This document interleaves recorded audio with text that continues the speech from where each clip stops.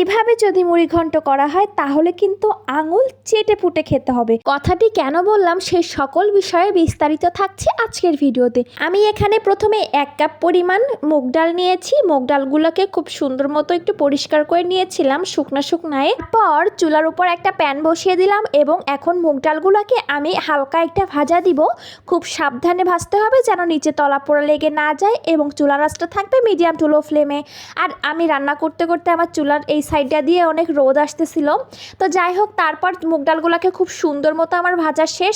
একটা দুইটা দানা যখন একটু লালচে রং ধারণ করবে তখনই আমি এগুলাকে চুলার উপর থেকে নামিয়ে নিব। তারপর এখানে আমি একটা বোল নিয়েছি এবং বোলের ভিতরে মুগ ডালগুলোকে ঢেলে দিয়ে এখন নর্মাল টেম্পারেচারের পানি দিয়ে এটাকে 10 মিনিট মতো ভিজিয়ে রাখবো। তারপর 10 মিনিট পর মুগ ডালগুলোকে 1 থেকে 2 বার ধুয়ে এটাকে পানি ঝরতে দিয়ে একটা সাইডে রেখে দিব। তারপর চলে আসলাম মাছ রেডি করতে। আমি এখানে রুই মাছ নিয়েছি। আমি এখানে মাছের মাথা, লেজ এবং মাজার সমস্ত অংশ থেকে একটু একটু করে নেওয়ার চেষ্টা করেছি। এভাবে সকল অংশ থেকে একটু একটু করে নিলে কিন্তু মাছটা খেতে অনেক বেশি ভালো লাগে। তো তারপর এখন আমি এখানে পরিমাণ মতো কিছুটা লবণ ও হলুদ দিয়ে দিব। দিয়ে কিছুক্ষণ মেখে রেখে এটাকে আমি একটু ভেজে নিব। তো এটাকে একদমই হালকা করে ভাজা যাবে না আর খুব গাঢ় করেও ভাজা যাবে না, জাস্ট মিডিয়াম একটা ভাজা দিতে হবে। তো তেল দিয়ে দিলাম কড়াইতে। তেলটা গরম হয়ে গেলে এখন মাছগুলোকে দিয়ে এপাশ ওপাশ খুব সুন্দর মতো ভেজে এখন আমি উঠিয়ে নিচ্ছি।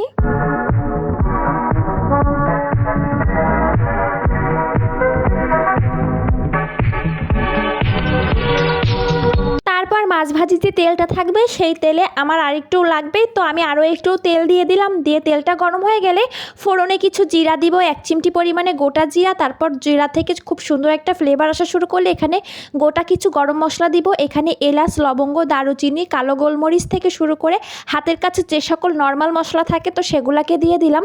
তো মশলাগুলো থেকে খুব সুন্দর একটা ফ্লেভার আসা শুরু করলে এখানে আমি দিয়ে দিব 1/2 কাপের মতো পেঁয়াজ কুচি। তারপর পেঁয়াজ কুচিগুলো যেন খুব সুন্দর এবং তাড়াতাড়ি নরম হয়ে যায় সে কারণে এখানে একটু লবণ দিয়ে দিলাম।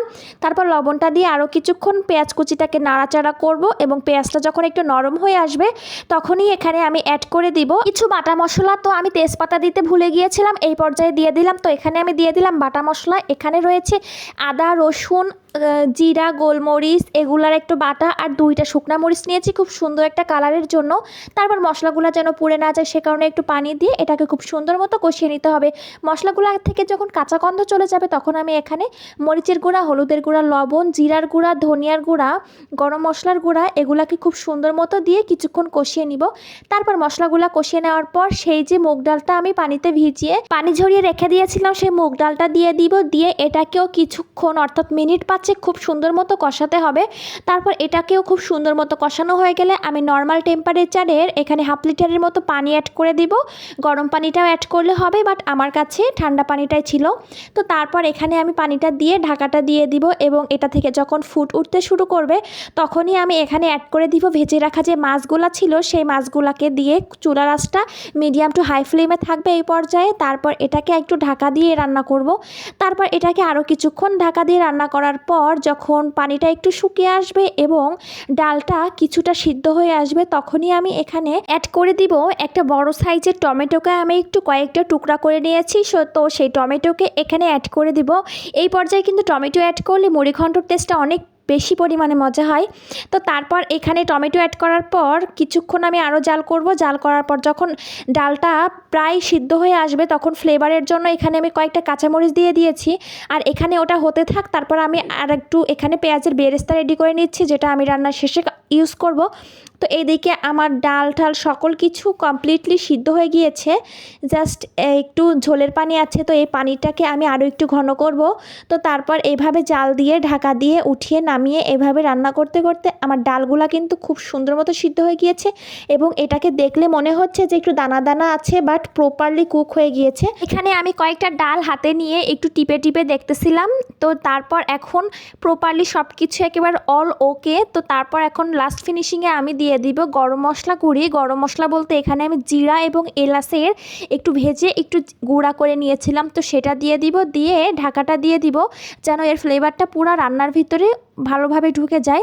তো তারপর এটা দিয়ে 5 মিনিট মতো আমি এই পর্যায়ে রেখে দিয়েছি এবং চুলার আঁচটা আছে মিডিয়াম টু লো ফ্লেমে। তো তারপর সব শেষে আমি যে পেঁয়াজের বেরেস্তা ভেজে রেখেছিলাম সেটাকে দিয়ে দিলাম, দিয়ে খুব সুন্দর মতো একটু মিশিয়ে নিচ্ছি। নিয়ে এটাকে আমি ঢাকা দিয়ে রেখে দিব, চুলার আঁচটা অফ করে দিয়ে এভাবে থাকবে 5 মিনিট। তো সব শেষে আমি ফাইনাল লুকটা একটু দেখিয়ে দিচ্ছি। মানে কি বলবো, এভাবে মুড়িঘণ্ট করলে যে এত পরিমাণে মজা হয়, আপনারা এভাবে একবার ট্রাই না করে খেলে বুঝতে পারবেন না। তো ভিডিওটি এ পর্যন্ত। যদি ভিডিওটি ভালো লেগে থাকে একটা লাইক, কমেন্টস অ্যান্ড শেয়ার করে দিবেন। আর এভাবে মুড়িঘণ্ট করে অবশ্যই একবার ট্রাই করে আপনারা দেখতে পারেন। তো আল্লাহ হাফিজ এভরিওয়ান, সবাই ভালো থাকবেন, সুস্থ থাকবেন।